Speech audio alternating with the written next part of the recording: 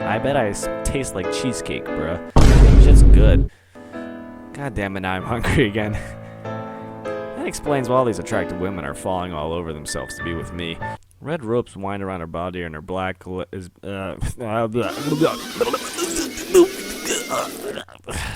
sorry. Dude, it's pretty simple being the main character. Just call me the butt whisperer. God damn it. Welcome back, everyone.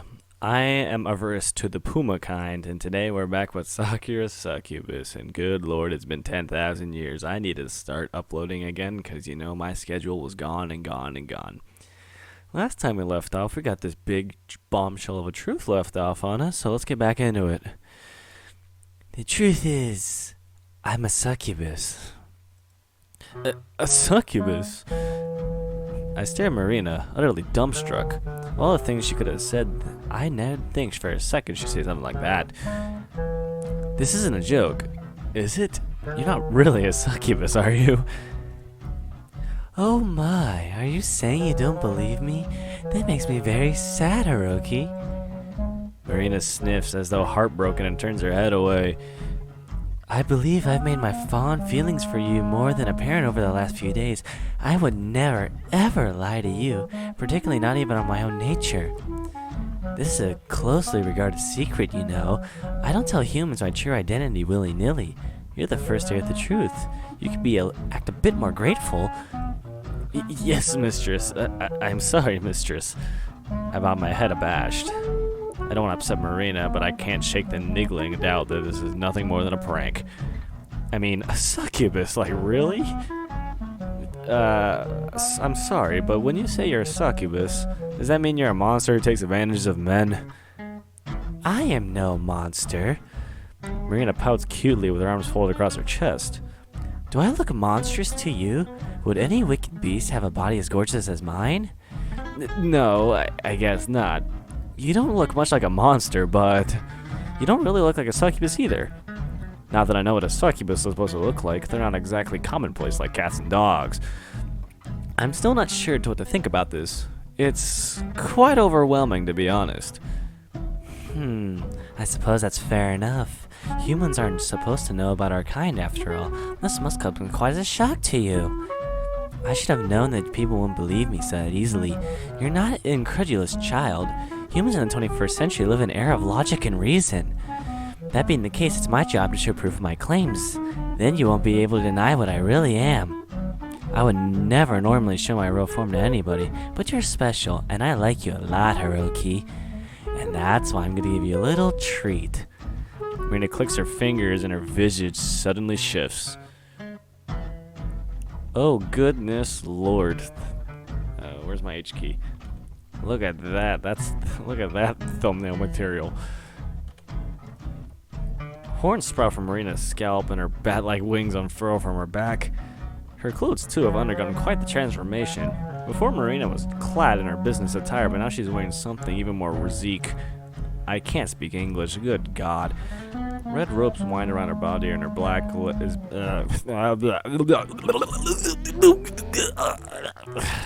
sorry. Red ropes wind about her body and black leather is vacuum sealed about her arms and legs.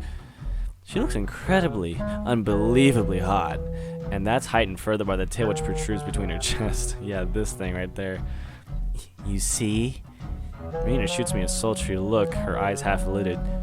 I'm not a normal human. I really am a succubus, and it's not just me. IU and Cosmos are succubi too, and so numerous that other attractive, successful women all across the world. What? I don't... I try to say something semi-sensible, but words fail me. This twist has completely blindsided me, robbing me of my speech faculties. My brain's starting to overheat, much like the overused photocopier at work. This is... really Sugoi. You say that the world's full of succubi, just like you? Yes, indeed. We've been living amongst humans since the dawn of time. Many of society's most famous revered women have been succubi. Like Cleopatra, for instance. It's a wonder how few people know about it, really. Marina's fingers sink into the full mounds of her chest. She manipulates her breasts about her tail, grinning all the while. I can't deny that Marina's a succubus any longer. Now that I can see her wings, her horns, and her tail, that akin to burying my head in the sand. I can't argue against my own eyes, but I do have a few questions that I'd like to ask. It might sound gauche, but I'm burning with curiosity here. I thought succubi were meant to be intimate with humans to stay alive. Is that true? We succubi don't need to do such things as sustain ourselves, but we do need to be revered. That's why so many of us are in positions of power, whether it be in business, politics, or the entertainment industry. We need to be loved and adored, and if we're not, we'll lose all our magical powers, we'll lose our good looks, and we'll start to age like humans do, and then we'll wither away. We succubi work long and hard to keep you humans in our thrall. That's why I've sacrificed so much for my business. That's why IU pushes herself to be Japan's #1 idol. And that's why Cosmos... Well, I can't pretend I understand her particular line of work. In any event, we succubi are much more lazy moochers. We're hard-working, active members of society. We do our best to demand respect, and the more of our fame grows, the stronger our powers get. That being said, we do have a lot of stamina. The last, 2 episodes clearly suggested that. We're well versed in giving humans pleasure. And there are certain humans who attract our attention more than others. Some humans have uniquely sweet scents, like ripe and juicy fruits. These humans call to us. We succubi find humans who resonate with us. We do all we can to make them ours. You are one such human, Hiroki. You call yourself average and ordinary, but I find your smells incredibly addictive. What am I, like a drug? Like I'm anthrax. In all my years of living on Earth, I've never met a human more delicious than you. I knew the moment I met you that I wanted to make you mine. But I wasn't the only one. After talking with IU, it seems like your scent had quite the influence upon her too. Just one whiff made her lose her self-control. She was this close. Marina gestures with her finger to making you her. Oh, I don't like that. Ooh, right. This remark gives me a little inadequate in the face of this information overload. But what the fuck else am I supposed to say? I have no idea how I'm meant to react. In this less than 5 minutes, I learned that succubi exist, and I possess some sort of smell that marks me out as being particularly tasty. I bet I taste like cheesecake, bruh. Shit's good. God damn it, now I'm hungry again. That explains why all these attractive women are falling all over themselves to be with me, but it all seems a bit too convenient. It's like I'm in a visual novel or hentai. Dude, it's pretty simple being the main character. You get plenty of stamina and your nutsack and your penis is huge. If I'm really that attractive, then why didn't many succubi try to proposition me in before? Maybe they did, and then you didn't realize what they were. You have... Ugh. Can't speak. You have been in relationships before, haven't you? I guess so, yeah. I'm no alpha male, I ain't no sigma male, but I have relationships in the past. I'm not crass enough to keep count, but I've slept with at least a half a dozen girls. I got plenty of kills under my belt. My longest relationship was in university. It lasted for a couple months. My girlfriend was all over me, such an extent that was kind of scary. She used to break into my room and write to watch me sleep, and sometimes she'd try to grab me in the middle of lectures. And then I broke it off with her. Her enthusiasm was flattering at first, but after a while it got a bit too much. Was she a succubus too? Probably, dude. You probably got your dick sucked more than you pleased. I wouldn't be surprised if you attracted several succubi in your time. In fact, I'd be more surprised if you hadn't. You're incredibly cute, Hiroki. Aw, you flattered me. I'm turning bright red. I'm gonna turn blue and suffocate later. I've only known you for a few days, but I'm incredibly fond of you. I want to make you mine. But therein lies a problem. My sisters must have heard me talking with you about IU. They're awfully gossips, really. I fucking read that wrong. Whenever I find a handsome boy to play with, they try to steal him away from me. It's like some sort of game. It seems like Cosmos already found you, and I doubt she'll be the last. My sisters will start coming after you, desperate to claim your heart. I hope you have enough stamina to handle all of us. As a succubus, I don't have mind sharing my conquests, but feeling off the advances of Numa's succubus might just be enough to break you. Hey, death by sex doesn't seem that bad. Just saying. You have an unusual amount of stamina. But you're still human, and at the end of the day, you're far more fragile than you look. If my sisters get too rowdy, I'll try to discipline them, but I don't want to break you completely. But you'll need to toughen up too. Please don't die, my... Oh god, that's not what it was. Please don't let me down, my dear Hiroki. I've expended a lot of time and money on you already, so it'd be a shame if you fell apart too quickly. That was a bad evil laugh. Goddamn alarm clock. What? I've woken up the next day with a shrill of a beeping of my alarm clock. Its tiny ringing pierces my skull like a skewer, and I wince. God, would it kill you for it to be quiet for like 5 fucking seconds? My alarm clock, of course, doesn't listen to me. It's an inorganic object that can't think or feel, kind of like your meat sack. Sometimes I wish I was an inorganic object too, then I wouldn't have to suffer so many debilitating headaches. I must have too much to drink yesterday.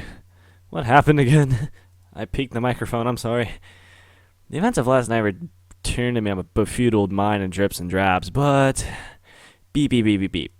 My alarm clock still trilling away, as insistent as ever. It's so loud I started to get my teeth on edge. I guess I can't ignore it any longer. Not if I want to collect remains of my sanity. Alright, I'm coming. Shut the fuck up already. There's the music, kids. I haul myself from my futon and seize my clock. As I have every day for the last 3 years, I turn it off, cutting it short as its incessant clangor, and then sigh in relief. Finally, peace and fucking quiet. Now I can think about how I happened last night a little more clearly. Workout got late, I remember that much. Then I meandered to the train station. I was struck by the sudden desire to have a stiff drink. And what's more, the sudden desire to see Marina.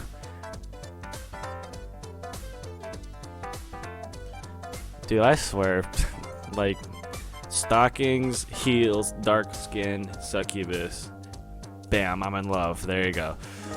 I traveled across Tokyo to that classy bar where I first met Marina. I hadn't seriously expected to see her again, but Lady Luck must have been on my side, because there she was. We talked for a little and then drank a little more than little. Then she invited me back to her office. We spent a long time together, and then... Please don't show. I don't want to censor. Okay, yep, thank you. Though my alarm clock's been silenced, my forehead still throbs. I press a hand to my temple with my teeth worrying my lower lip. Images flash through my mind and all equally improbable. Oh, god damn it, I do have to censor, don't I? Oh, never mind. We're good. Horns, wings, a tail. Marina's a human. She's a succubus. She sustains herself through the strength of human adoration, and her physical stamina is far greater than every average woman's. Marina's not the only succubus in Tokyo either. Ayu, the famous idol, and another one of her younger sisters. And so was the strange girl I met on the train. Cosmos, I think her name was. Now Marina's taken a special interest in me. Succubi all over Japan will flock to me. Marina warned me as much as before that her chauffeur will take me home. My sisters will start flaunting after you, desperate to claim your heart. I hope that you have enough stamina to handle us all. Did that really happen? It sounds patently unbelievable, but the longer I lie here, the sharper the memories become. Marina, she really is a succubus. She's transformed before my very eyes. I must have drunk last night, but I wasn't so trash I would invent a ridiculous scene like that whole cloth. My imagination's not that good. That's why I wanted to become a photojournalist rather than a writer. I'm skeptic, but I can believe things and have seen them with my own eyes. I'm bad at playing pretend. A few days prior, I would have scoffed at the mere idea of a succubi. But Marina's inhuman features have swept my doubts aside. How can I explain her wings, her horns, and without the aid of supernatural? They could just say, man, you're just lucky. Watsuki Marina sure is incredible. In more ways than one. I roll over my futon, sighing. Since it's a Tuesday, I need to get up, freshen up, and get to work, but my daily grind seems much more pressuring than per usual. My mind's entirely incarcerated with Watsuki Marina and her succubus sisters. What's gonna happen to me now? I guess as today, my normal life has well truly ended. You're just stuck in the shit zone, my friend. Despite my ominous protons, However, the day unfolds more or less the same as it always does. I get dressed, eat a hasty breakfast, shove on my shoes, and then head off to work. I catch a 7:30 train as per usual and relax as the door slide is shut with a hiss. An hour of commute work passes uneventfully, though I keep my eyes peeled, glancing this way and that through the crowds. I see hide nor hair of the elusive cosmos. I arrive at work a little after 8:30 and greet my fellow employees. Then I set to the numerous tasks my boss had set the day prior. Work finishes at 17 o'clock on the dot. Much to my relief, I've worked overtime so much I can't remember the last time I left the office while the sun was still up. Maybe some benevolent god heard my plaintive prayers the day prior and decided to throw me a bone. I walked to the train station high spirits and board a train back home. The afternoon train is head for Tokyo suburbs is almost busy as the morning train right into its heart. I'm hemmed in, as always, by businessmen and women of various ages, with a few high school kids starting it for good measure. The businessmen keep their gazes cold and unapproachable as their narrow eyes fix upon the scenery as it flashes by the windows. The high school students, meanwhile, are busy chattering amongst themselves, tapping out of text messages and giggling at funny jokes. The young kids must have busy days themselves, full of rote learning and club activities, but I'm bursting with energy. I can't but help but envy them. I wish I was young too. You might not think it's good to be looking at me now, but I was pretty popular back in high school. I've always been tall for my age, so I played on the basketball team. That netted me quite a few of respect along my classmates. In my last year of high school, I managed to even snag myself a girlfriend, but she wasn't the prettiest or smart in the girls' class, but I liked her a lot. See, that's what I look for in a girlfriend. I don't care if she's the prettiest or the smartest. I just care if she cares about me and I care about her. Because in my eyes, I'd rather just let them be perfect in my eyes and then actually try to be Miss Perfectionist. Even though I can remember her serious face being her long, dark hair. I broke things off with her when she graduated from high school and went to university. It was a mutual agreement. We were too young and immature to commit to a long-distance relationship. I don't know if I miss her per se, but I often think about the time we spent together. She wasn't a cheerful, giggly girl like the high school students on this train, but she was unusually quiet and withdrawn. But I think that's what drew me to her in the first place. She wasn't drop-dead gorgeous, but she was pretty. Her charms were understand. She was very traditionally Japanese. She had delicate features, pale skin, a snub nose. She always needed me to take my studies seriously. In that sense, she was rather motherly. She tried to make me lunch too, but her cooking skills were subpar. But that might be putting it nicely. Her hamburger steak was tougher than old boots, and her rolled egg omelet split down the middle, and her ginger chicken was far too salty. I tried my best to eat her food, but I was huddled in the boys' restroom gagging, and that made her scowl. She scowled at me when I looked at other girls too. Her jealousy fits were so cute they always made me laugh, which of course may upset her all the more.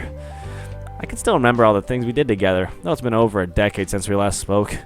We sat together in the school library. She gave me chocolates on Valentine's Day, and sometimes went to the cafes and theme parks together. When was the last time I've been to a cafe with a cute girl? I feel like it's been forever. My life's been nothing but work for the last few years, and I haven't had the chance to cut loose and have fun. Being an adult really does suck. Yeah, it's called taxes and stupid bullshit. Man, growing up really does suck. I'd be nice if I got a date again, like I did before. Not like that'll ever happen. It's highly unlikely a cute, perfectly molded girlfriend will just fall in the sky onto my lap. I guess you could say Marina fits the bill, but she's not really girlfriend material. She's too mature for a juvenile label, more like a partner, I guess. I think she prefer being called mistress. I like Marina well enough, but there's something a little intimidating about her. She's not like my first girlfriend. And again, nobody is. It's impossible to replace a memory. I've been stupid. I should give up on dating. I'm not a teenager anymore. What? But why? You don't look that old to me, and I think you're pretty handsome. That's nice to know, mysterious voice, but Wait, what? I can feel something. No, two somethings are pressed against my chest, and a familiar scent of floral perfume wafts about me, and I feel fingers grip on the sleeves of my shirt. Somebody's pressing their body against me. But who? I look down, bemused by the audacity of this mysterious person. It's probably Cosmos, deadass. I knew it. And my befuddlement soon morphs into full-blown disbelief. Easy money, boys. Save this shit. Where's my choices menu? There you go. Bam. You're that cutie from yesterday. Huh? The girl inclines her head. Do you really think I'm cute? You're incredibly cute, but that's besides the point. This really is a surprise. Fancy seeing you here. I recognize this girl. I want to be precise. I recognize her body. I never got to see her face during our last encounter. The curve of her spine was pressed against my chest, more her derriere was resting snugly against me. Or derriere, I can't speak. It's French. Pardon my French, but what the fuck is oatmeal? I'm quite intimately acquainted with that behind of hers, but her face was something of a mystery. And I could finally see what she really looks like. I can say with this certainty that she is just as adorable as I anticipated. Her eyes are soft and amber-hued, lined with long, luxurious lashes. Her nose is a small, cute button, and her lips are faintly shiny with gloss. Her hair is lilac, but her face so nicely blue about the tips. It's cut in a rough kind of bob, kind of tied back in a stubby ponytail. On top of her head is perched a pat of cat ears. They don't look very practical. I'm not sure what purpose they serve, really, but on an aesthetic one. Then again, a lot of women wear high heels, Marina included, and I'm not sure what kind of practical purpose they serve either. Can't they damage women's feet? Plus, those sharp spikes get stuck in gutters. The girl's choice of headgear might be impractical, but she's wearing a sturdy pair of sneakers on her feet.